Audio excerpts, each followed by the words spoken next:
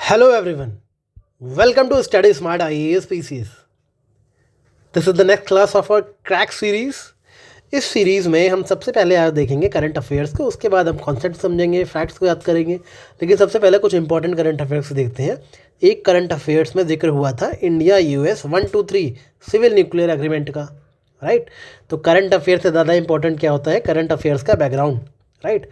Actually news क्या थी कि इंडिया बहुत तरह के लेजिस्लेटिव अमेंडमेंट्स को प्लान कर रहा है ताकि इंडिया को एग्जाम्पशन मिल सके यूएस से to deploy US design nuclear reactors and to deploy small modular reactors. Small modular reactors ऐसे न्यूक्लियर रिएक्टर्स होते हैं जो कि बहुत चीपर एंड सेफर होते हैं टू बिल्ड, राइट। ये सारे एग्जाम्पशंस इंडिया चाहता है under 2007 India US 123 civil nuclear agreement, right. अब पहले हम India US 123 civil nuclear agreement of 2007 क्या है उसको देख लेते हैं। ये एग्रीमेंट एक ऐसी डील है जो कि अलाउ करती है सिविल न्यूक्लियर कोऑपरेशन को बिटवीन इंडिया एंड यूएस। इसको 123 क्यों बोला जाता है? क्योंकि ये डील साइन की गई है under section 123 of US atomic energy act, right. इसीलिए इसको 123 सिविल न्यूक्लियर एग्रीमेंट बोलते हैं। याद रखना ये डील 2007 में साइन की गई है, राइट। ये डील इंडिया के लिए इतनी इंपॉर्टेंट क्यों है? क्योंकि इस डील की वजह से इंडिया का न्यूक्लियर आइसोलेशन एंड हुआ था, ठीक है। 1998 में जब इंडिया ने न्यूक्लियर टेस्ट किए थे तो बहुत सी कंट्रीज़ ने इंडिया के साथ न्यूक्लियर ट्रेड करना बंद कर दिया था। ये एग्रीमेंट कहीं ना कहीं जो 30 ईयर का बैन लगा था इंडिया के ऊपर, उस बैन को ख़त्म किया इस एग्रीमेंट ने, राइट। कमेंट्स में बताओ वीडियो को पॉज करके कि इंडिया ने जो 1998 में टेस्ट किया था उस टेस्ट का नाम क्या था और वो कहाँ पे हुआ था, उस ऑपरेशन को क्या बोला जाता है, ये चीज़ कमेंट में बताओ मुझे। इस डील के बाद इंडिया को एक्सेस मिला यूएस के न्यूक्लियर टेक्नोलॉजीज़ का, न्यूक्लियर फ्यूल्स का, ठीक है, न्यूक्लियर रिएक्टर्स का, एडवांस न्यूक्लियर टेक्नोलॉजी का एक्सेस मिला from US and other countries as well, right. इस एग्रीमेंट में इंडिया के लिए शर्तें ये थी कि इंडिया को अपने सिविल न्यूक्लियर फैसिलिटीज़ को मिलिट्री न्यूक्लियर फैसिलिटीज़ से अलग रखना पड़ेगा, दोनों को सेपरेट रखना पड़ेगा, राइट। सिविल फैसिलिटीज़ को प्लेस किया गया under safeguards of international atomic energy agency, right. तो इंडिया के जितने भी सिविल न्यूक्लियर फैसिलिटीज़ हैं वो IAEA के सेफगार्ड्स के अंदर बनाई गई हैं, राइट। इसके बदले में इंडिया को क्या मिलता है? फ्यूल सप्लाई मिलती है अपने न्यूक्लियर पावर प्लांट्स के लिए, राइट। ग्लोबल न्यूक्लियर मार्केट का एक्सेस मिलता है इंडिया को, राइट। और कहीं ना कहीं एक पीसफुल न्यूक्लियर एनर्जी के लिए वो पूरे वर्ल्ड के साथ कोऑपरेशन मिलता है, राइट। मगर IAEA जब चाहे इंडिया में इंस्पेक्शन कर सकता है इंडिया के न्यूक्लियर प्लांट्स का कि वो सिविलियन पर्पज़ के लिए यूज़ हो रहे हैं या नहीं। यहाँ पे दो और चीज़ों का जिक्र हुआ है जिसके बारे में जान लो। एक तो जिक्र है यूएस की एंटिटी लिस्ट के बारे में। यूएस की एंटिटी लिस्ट एक ऐसी लिस्ट है जिसमें कुछ फॉरेन ऑर्गेनाइजेशन का नाम लिखा हुआ है। वो फॉरेन ऑर्गेनाइजेशन को बैन किया गया है, रिस्ट्रिक्ट किया गया है from receiving certain US technologies. इन ऑर्गेनाइजेशंस को कुछ यूएन टेक्नोलॉजीज़ के एक्सेस से बैन किया गया है। क्यों किया गया है? Due to central national security issues of United States. दूसरा जिक्र है पार्ट 8110। ये पार्ट 8110 किसका पार्ट है? यूएस के एटॉमिक एनर्जी एक्ट का पार्ट है, राइट। ये पार्ट 8110 जो है, जो यूएस की कंपनीज़ हैं उनको रिस्ट्रिक्ट करता है। किस चीज़ से रिस्ट्रिक्ट करता है? किसी भी तरह की न्यूक्लियर टेक्नोलॉजी को किसी के साथ शेयर करने से, किसी भी तरह का न्यूक्लियर इक्विपमेंट मैन्युफैक्चर करने से, या फिर कोई भी न्यूक्लियर डिज़ाइन वर्क यूएस के बाहर जाके नहीं कर सकती है कंपनीज।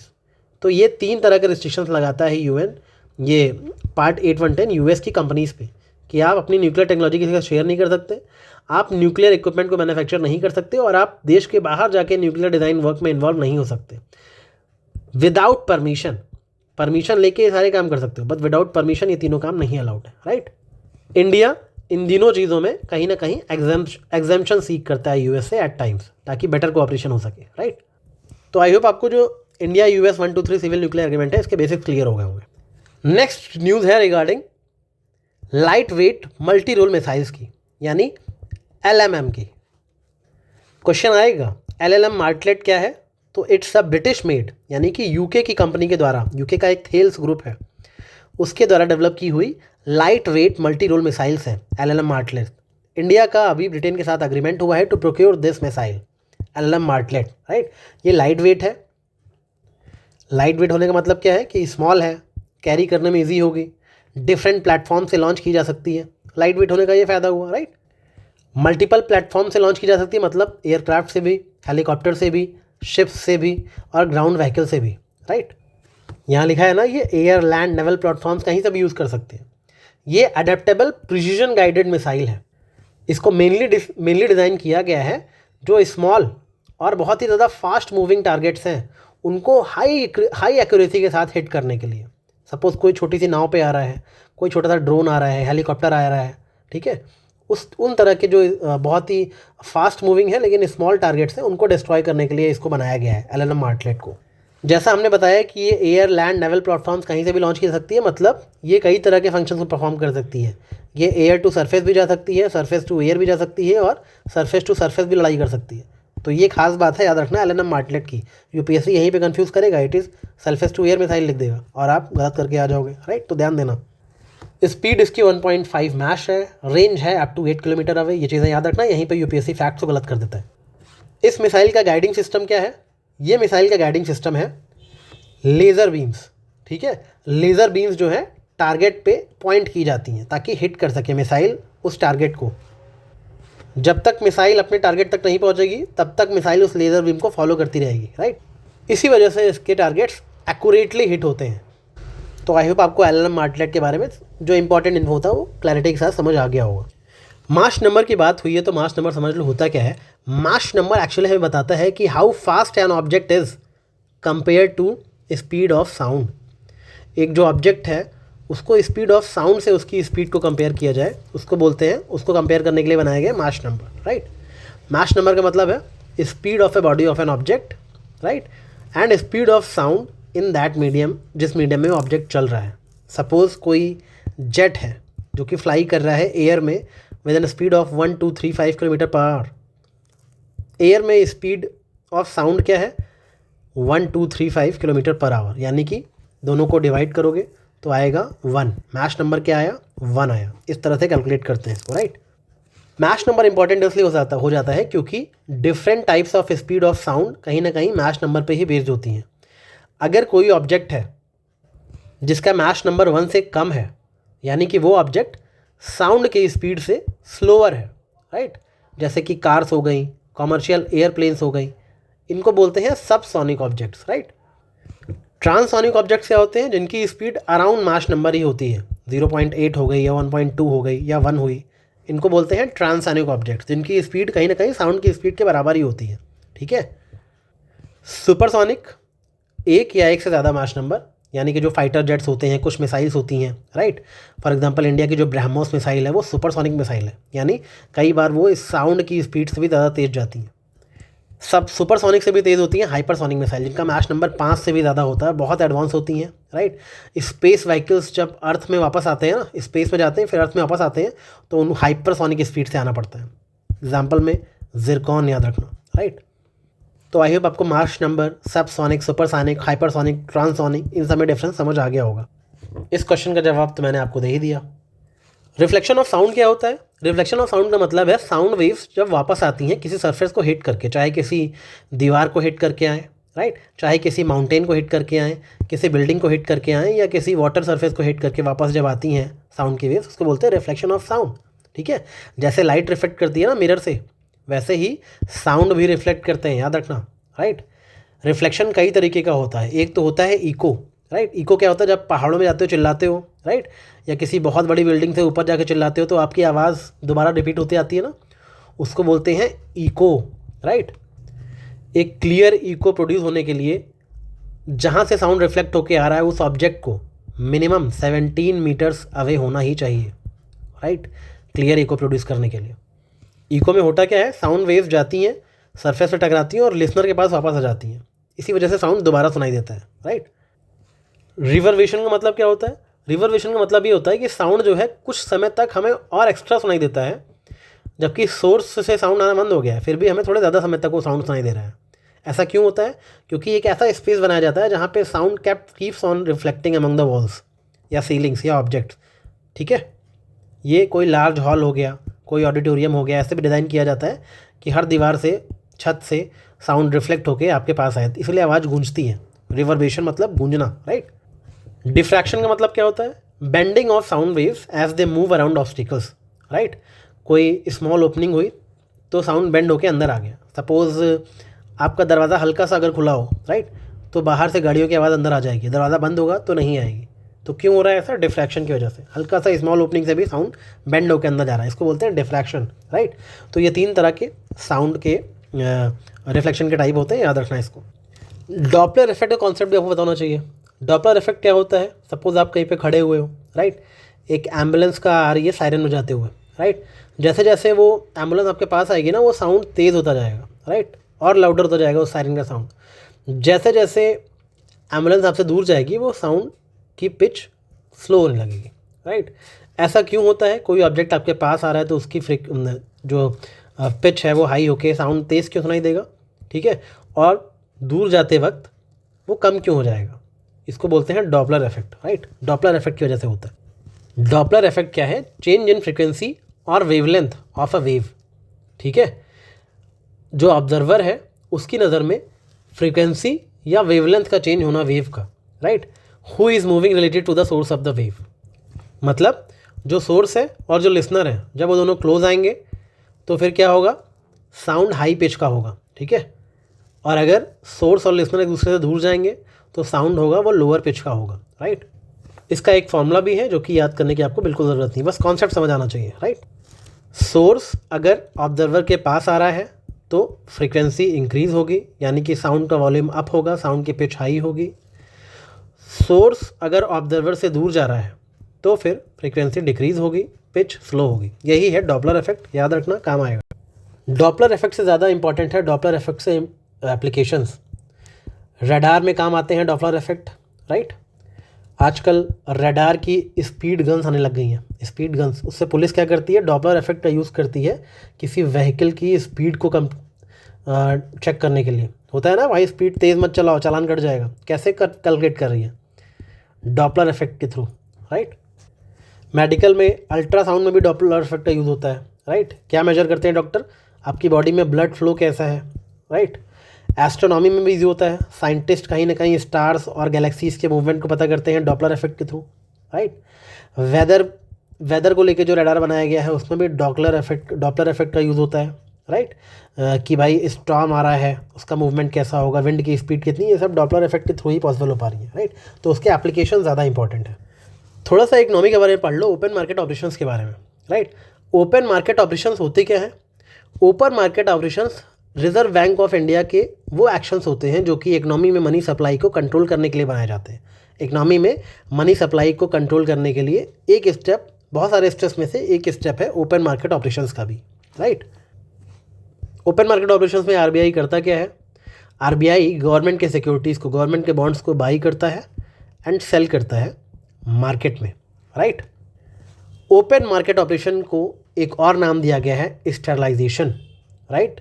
यानी कि आरबीआई जब एक्स्ट्रा लिक्विडिटी को एब्जॉर्व करने के लिए, यानी कि मार्केट में मनी सप्लाई बहुत हो गया है, उसको एब्जॉर्व करने के लिए मेजर लेगा तो उसको स्टेरलाइजेशन मेजर बोला जाएगा। ओपन मार्केट ऑपरेशन 2 तरीके के होते हैं। एक तो होता है आउटराइट परचेज, मतलब RBI directly sells government securities, ठीक, या फिर RBI directly buys government securities from banks और market without any repurchase agreements, right. Suppose RBI को मार्केट में लिक्विडिटी बढ़ानी है, मनी सप्लाई इंक्रीज करनी है, तो आरबीआई क्या करेगा? आरबीआई बैंक्स के पास जाएगा, डायरेक्टली गवर्नमेंट सिक्योरिटीज़ को खरीद लेगा और बैंक्स को पैसा दे देगा। तो बैंक्स में पैसा आया मतलब इकोनॉमी में लिक्विडिटी इंक्रीज हो गई, राइट। तो आरबीआई को जब भी लिक्विडिटी इंक्रीज करनी होगी, मार्केट में पैसा बढ़ाना होगा, मनी सप्लाई बढ़ाना होगा इकोनॉमी में, तो आरबीआई क्या करेगा? बैंक से बाई कर लेगा गवर्नमेंट सिक्योरिटीज़ को। अगर लिक्विडिटी को सक करना होगा, मनी सप्लाई को रिड्यूस करना होगा, तो आरबीआई गवर्नमेंट सिक्योरिटीज़ को बेच देगा बैंक्स को और उसके बदले बैंक से पैसा ले लेगा, यानी बैंक से मनी आरबीआई में आ गई तो अपने आप मार्केट से कम हो गई, राइट, इकोनॉमी से कम हो गई मनी सप्लाई। दूसरा तरीका होता है रीपर्चेज ऑब्लिगेशन का, इसको बोलते हैं रेपो सिस्टम। ये एक तरह का टेम्परेरी लोन सिस्टम होता है between RBI and banks. Repo का मतलब ही है रीपर्चेज अग्रीमेंट, एक अग्रीमेंट साइन होता है, मतलब बैंक्स ने आरबीआई से मनी बोरो किया, ठीक है, बदले में आरबीआई को क्या दिया, गवर्नमेंट सिक्योरिटीज़ दी कोलेटरल तौर पे, मतलब गवर्नमेंट सिक्योरिटीज़ बैंक के पास पड़ी थी, बैंक्स ने उनको गिरवी रख दिया और बदले में आरबीआई से पैसा ले लिया, ठीक है। आरबीआई बैंक से प्रॉमिस करता है हम बाद में ये सिक्योरिटीज़ आपसे वापस ले लेंगे, सॉरी बैंक्स ये प्रॉमिस करते हैं हम कुछ टाइम बाद दोबारा ये गवर्नमेंट सिक्योरिटीज़ जो आपको दे रहे हैं आरबीआई, ये वापस ले लेंगे, ठीक है। तो इसको बोलते हैं रीपर्चेज एग्रीमेंट। रीपर्चेज एग्रीमेंट के साथ बैंक्स ने आरबीआई से मनी बोरो कर लिया, ठीक है। अब जिस रेट पे आरबीआई ने इन बैंक्स को पैसा दिया उसको बोलते हैं रेपो रेट, यानी रीपर्चेज एग्रीमेंट का वो रेट होगा, राइट। अब ये रेट का क्या मतलब है, किस रेट पे, मतलब किस इंटरेस्ट रेट पे आरबीआई ने कमर्शियल बैंक को पैसे दिए। ऐसा थोड़ी कि भाई आप बस गवर्नमेंट सिक्योरिटी ले जाओ, दे जाओ, पैसे ले जाओ बिना किसी इंटरेस्ट रेट के। तो जिस रेट पे आरबीआई पैसा देगा बैंक्स को उसको बोलेंगे रेपो रेट, राइट। और जिस रेट पे आरबीआई बैंक्स को बोलेगा कि अपने पैसे हमारे पास रख दो, बदले में हमसे गवर्नमेंट सिक्योरिटी ले जाओ, उसको बोलेंगे रिवर्स रेपो रेट। उस प्रोसेस को बोलते हैं रिवर्स रेपो और उस रेट को बोलते हैं, इंटरेस्ट रेट को बोलते हैं रिवर्स रेपो रेट, राइट। ये डिफरेंस आपको पता होना चाहिए। अगर बैंक्स आरबीआई से पैसा ले रहे हैं तो रेपो रेट पे लेंगे, अगर आरबीआई बैंक से पैसा ले रहा है गवर्नमेंट सिक्योरिटी देकर तो रिवर्स रेपो रेट पे लेगा। ये दोनों में कन्फ्यूजन नहीं होनी चाहिए, राइट। आरबीआई इन्फ्लेशन को कंट्रोल करने के लिए रेपो रेट को कम ज़्यादा करता रहता है, मार्केट में इकोनॉमी में लिक्विडिटी को कम ज़्यादा करने के लिए रेपो रेट का इस्तेमाल करता है। याद रखना, आरबीआई जब भी CRR, SLR, bank rate, reverse repo rate in सबको इंक्रीज़ करेगा, इसका मतलब आरबीआई मनी सप्लाई डिक्रीज़ करना चाहता है इकोनॉमी से, क्योंकि इन्फ्लेशन बहुत ज़्यादा हो रखा है, राइट। इन्फ्लेशन ज़्यादा हो रखा है मतलब लोगों के खाने बहुत पैसा है, तो लोग बहुत ज़्यादा डिमांड कर रहे हैं चीज़ों की, सप्लाई उतनी है नहीं, इसलिए इन्फ्लेशन आ गया है। तो मनी सप्लाई डिक्रीज़ करने की ज़रूरत है। तो कभी भी क्वेश्चन है सीआरआर इंक्रीज़ करेगा आरबीआई इन्फ्लेशन में या डिक्रीज़ करेगा, याद रखना हर चीज़ को इंक्रीज़ करेगा आरबीआई अगर इन्फ्लेशन है तो, सीआरआर भी, एसएलआर भी, बैंक रेट भी, रेपो रेट भी, रिवर्स रेपो रेट भी, ठीक है। ये सारे कॉन्सेप्ट्स मैं आपको फिर किसी लेक्चर में बताऊंगा। फिलहाल याद रखना कि ये सारी चीज़ें इंक्रीज़ की जाएंगी। अगर डिफ्लेशन है, ठीक है, आरबीआई को मनी सप्लाई इकोनॉमी में इंक्रीज़ करनी है तो फिर CRR, SLR, bank rate, reverse repo rate सबको डिक्रीज़ किया जाएगा, राइट।